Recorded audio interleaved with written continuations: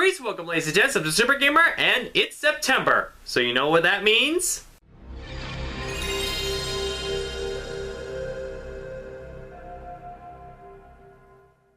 That's right, PlayStation Month.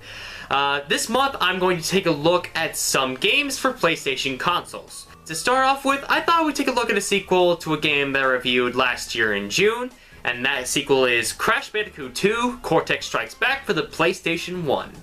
The original Crash Bandicoot I thought was a decent, albeit dated, platformer. So jumping into the second game got me wondering how well could Naughty Dog improve from the mistakes of the last game? Well, if all the reviews of this game have anything to say, quite a lot. With that said, this is Crash Bandicoot 2 Cortex Strikes Back for the PS1.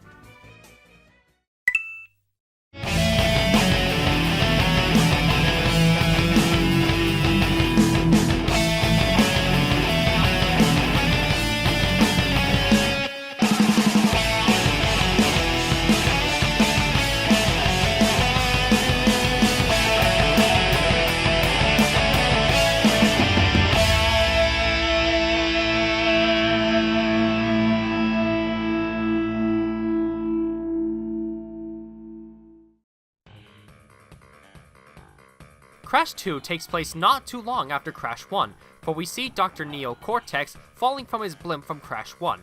He comes to find some crystals hiding in the cave he fell in. 1 year passes and we find Cortex in his new space station with Dr. Engine hatching a plot to collect all the crystals to power the Cortex Vortex. However, in order to find enough crystals, Cortex seeks the aid of his arch nemesis, Crash Bandicoot. He warps Crash from Earth into the warp room and tricks him into thinking that he needs the crystals to stop an evil plan from his former minion, Dr. Nitrous Brio. But wait a minute, didn't Crash have a girlfriend in the last game? Yeah, basically just forget that she ever existed, cause she's never brought back up in the series ever again. Yeah. Instead, for the female representation, we have Coco. No, Coco Bandicoot. Coco is a computer geek who also has great hacking skills. Alright, I'm not gonna lie, this story is dumb. It's almost as dumb as Mario Sunshine's plot. I would be motivated to follow Cortex's requests if we didn't already know that he's still evil. It just makes things like the times that Coco tells you not to trust Cortex all the more redundant, because we all know Cortex is lying, so why would we want to play as someone who doesn't think he's lying? Regardless, the story isn't that important anyway, but it's still pretty weak. Compared to the first game, Crash 2 is a big step up from its predecessor. Despite this being a polygon-oriented console here, the character models look a lot more cleaner and well animated than in the previous game. Crash now has several expressions for things like slipping or running away from boulders. It really makes it feel like the world Crash is in is that much more alive. Not to mention all the countless death animations featured in the game that makes me want to kill myself in every way possible. Wait, that didn't sound right. I also appreciate the better art direction here. In Crash 1, it felt like the art direction consisted of just brown, orange, and green. Crash 2 uses colors like white, blue, and black, giving the levels more aesthetic variety. Finally, the music I wouldn't say I like more than Crash 1, but is still really good, and without doubt some of the best music in a PS1 platformer. Just in case you haven't seen my review of Crash 1, Crash Bandicoot is a series where you travel through linear 2D or 3D levels, breaking boxes and overcoming platforming challenges. Your main abilities are jumping and spinning, however in Crash 2, there's now sliding and with it, slide jumping.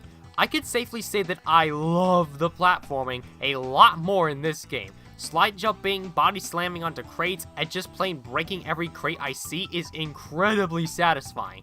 Also, taking into account you can now play with a control stick using a DualShock controller, Crash 2 is a lot more free-flowing and fast-paced than the first game was. Inside of the levels, you can find the important crystals, but also some gems too. The regular gems you can find by breaking every box in a level, which is a good time to bring up that the game now saves the boxes you break when you reach a checkpoint, which means you can actually freaking die and still get the box gem. Thank the Lord! Oh, also you can now save the game in the warp room whenever you want. About time, Naughty Dog. Anyway, there are regular gems, but there are also color gems you can only find by finding a secret bonus room, or by finding an alternate exit in another stage entirely. The skills you need to find all the boxes and the hidden routes in the stages makes for a lot of replayability. As far as criticisms are concerned, I only have two apart from the story. The first is the jetpack stages. These are only in the last warp room of the game, and I don't know, they just really feel unnecessary to me. I mean, they're fine for what they are, but I could have done without them. Secondly, the bosses aren't that much better than in Crash 1. Well, okay, that's a bit untrue. I actually really enjoyed the fights with Tiny Tiger and Engine, despite how easy they are when you know what to do. But yeah, Ripperoo and the Komodo brothers were... yeah. And now it's time for the spoiler section. Ah, spoiler alert!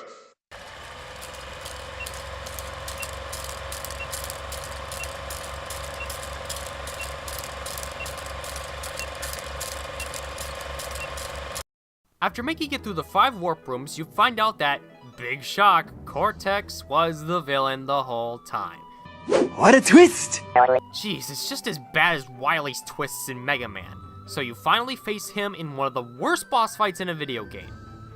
I'm dead serious.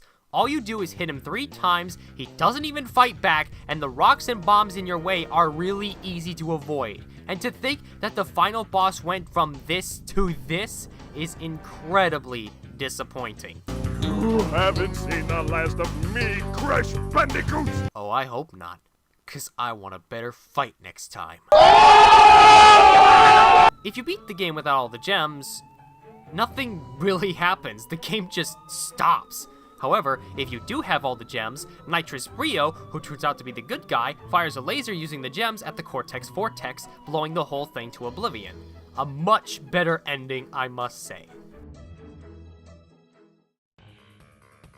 Overall, Crash 2 is a major step up from Crash 1 in almost every way. There's basically no reason to play the original Crash 1 when the sequel is better in nearly every category. Crash 2 does exactly what a good sequel should do: improve the gameplay and make everything better than it was before. I'm going to give Crash Bandicoot 2 Cortex Strikes Back a 5 out of 5. Until then, I'm the Super Gamer, and join me next time for where we take a look at Spyro the Dragon for the PS1. Bye-bye!